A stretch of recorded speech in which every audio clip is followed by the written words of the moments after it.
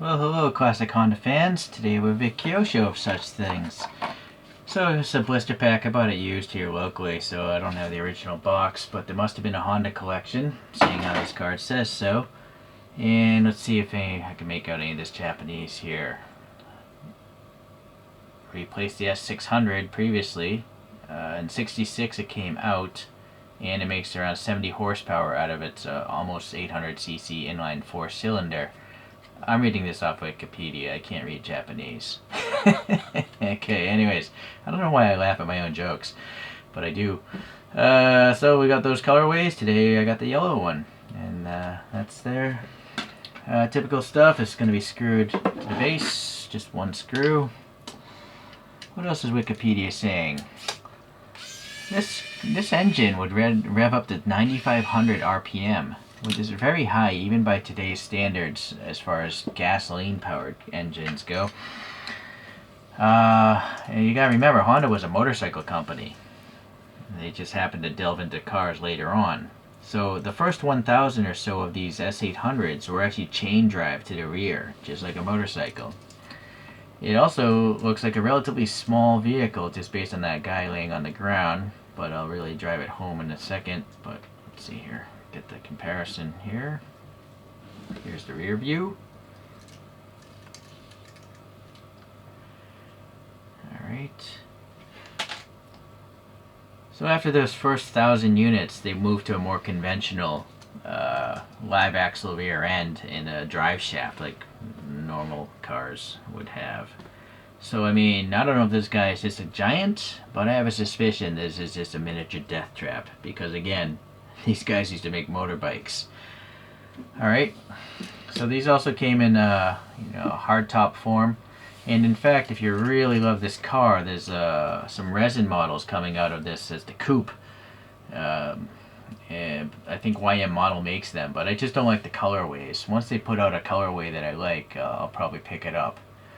Around over 11,000 of these were made over the model years 1966 to 1970. So, okay, so that's all I got from Wikipedia, bearing in mind that someone else wrote that stuff, so it could be wrong.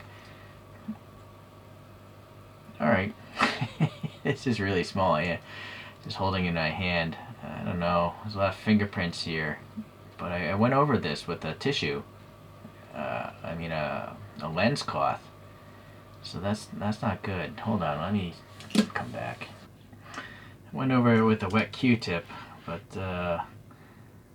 sadly that fingerprint is there for good. It looks like you'd actually literally have to polish it, but then I'd be afraid of polishing out that logo and the text above it, which I can't really make out. It's pretty hard to see text on yellow. I don't even know if that text is legible though. Oh no, you know what? I think it's script and it says Honda right there. If I had to guess. Okay, so yellow paint has a hard time covering up diecast, so there's a lot of paint there, and so the panel gap's almost vanished. This is actually a bump, and they put some silver there for the door handle. It's typical of Kyosho. The wheels are very nice. They look like the photographs, just hubcaps right here, and a stamped steel wheel. And then they also have very good tires. These are nice and rounded, like tires from the 60s would be. And then they have treads and stuff like that. It's press fit together, so modifying it would be difficult. But it tells you the scale, what the car is, who made it. And then it is a plastic base. More fingerprints all over this thing. It's a real shame. Oh well. This side of the car, any issues? Well, what's up with that wheel? Oh, I see. It's just some of the rubber has extra flash. Let's see if I flip the tire around. Since this has no printing on the tire. Oh, good, good. Easy fix. Alright, so yeah, this tire looks a little messed up as well. Why not? Let's give it a shot. So there's a nice rib in the middle of their wheels. So the tire, it pretty much stays in place where it should, because that rib in the middle is so tall. Other brands like Mini GT, I've noticed, have really short ribs, so the tire sometimes just wants to slide off the entire wheel. I don't know why they choose to do that. Alright, so the exhausts here are part of the plastic base, as you can see, and I guess they just cut off blank, which is fine because they're so thin. They're only slightly bigger than the tip of this toothpick. The bumper is a separate piece, chromed plastic, and pleasantly it hasn't wicked away, the chrome that is. And even though these are tiny taillights, they actually are translucent red. You can see the light bouncing around in there. And then it's instead of a chrome plastic bezel. So that's actually pretty impressive for a Kyosho blister pack, that is. I'm positive this model was less than $10 when it was brand new, possibly $6.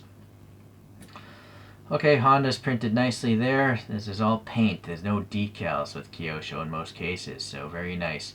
These hinges are raised and painted silver. I'm gonna guess that's the gas cap filler. A little bump sticking up, silver.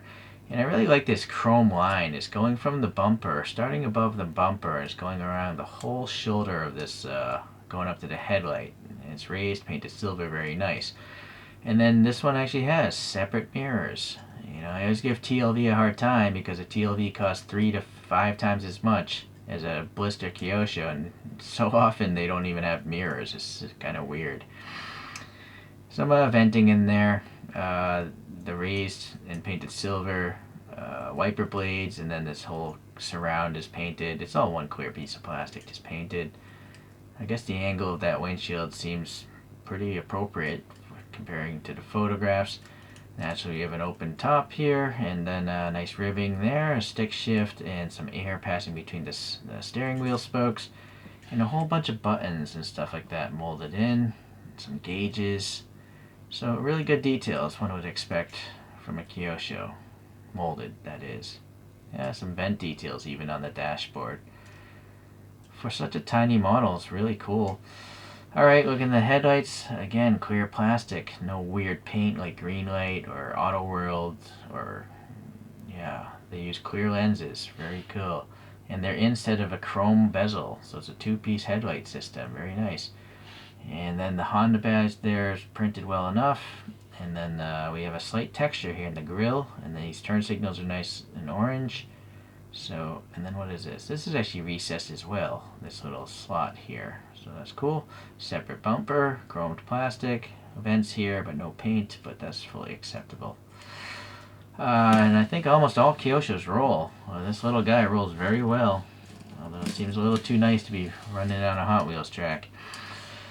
This is really small. This car must be really tiny in real life, just like those photographs. Okay, so I got the predecessors here. This is the S600. This one's made by Konami, and it really interests you. Konami's have suspension. The really weird thing about this one is they chose to mold the roof into it. It's a molded hardtop, and it's got painted rear lights, but it does have a brown steering wheel, which I think is pretty neat. So I do have an open top version, but this is made by Dido, as you can see here, and this is old from the early 2000s. Right, nice treads again, but the wheels simply are not as good. Right, they're just all chromed. They just don't have the definition, but they do have white stripes on the tires. You can see the paint rash, pretty bad on the red car. Painted turn signals and really crazy psychedelic headlights from Dido, and then just painted, tail lights. So definitely inferior to the Kyosho. The Kyosho is definitely the best. Neither of these have mirrors either on the sides. Alright, going up, well, I got this Kyosho just to show a more modern car. An Integra Type R. Yeah, look how tiny these guys are. These are some serious death traps. Maybe not as bad as a Lotus 7, but I wouldn't want to get into a car accident in one of those. Or even like if you just park that outside, 4 guys can just come and steal your car. Alright. Back to the S's. Here's I think it's a Hobby Japan. Yeah, what I like about that, it actually says Hobby Japan. So the S2K, and yeah, just look at the size difference again. In fact, let me move these over, because I want to fit one more up here. I mentioned YM model earlier. YM model makes resin models, meaning this whole body is plastic, meaning it has better detail than any diecast. This is a whole different league in pricing and in detail. The little tow hook and the interior is all crazy and stuff. It has lights within lights for the tail lights. Pretty crazy. That's some sort of heavily modified S2000. Okay, yeah, you get a really good size difference there from that view. I mean, an S2000 even isn't even a big car. It's a two-seater, but they just dwarf these tiny little four-wheeled go-kart looking things. I'm sure modern golf carts are even bigger than this now. But that's the fun part about collecting these things, you know, assuming that they're all to scale. And most Kyosho I think are, so I don't even measure them. It's just nice to see these differences and growth over time. So I'm really quite happy with this. Do keep in mind though, if you handle your models, those fingerprints might be there forever. You know, maybe someone touched this model back whenever this thing came out in the early 2000s, I imagine, and that's why I can't get those fingerprints off. So you might want to wipe down your models every time you touch them. Alright, I'll see you guys in the next Kyosho video. Thanks for tuning in today.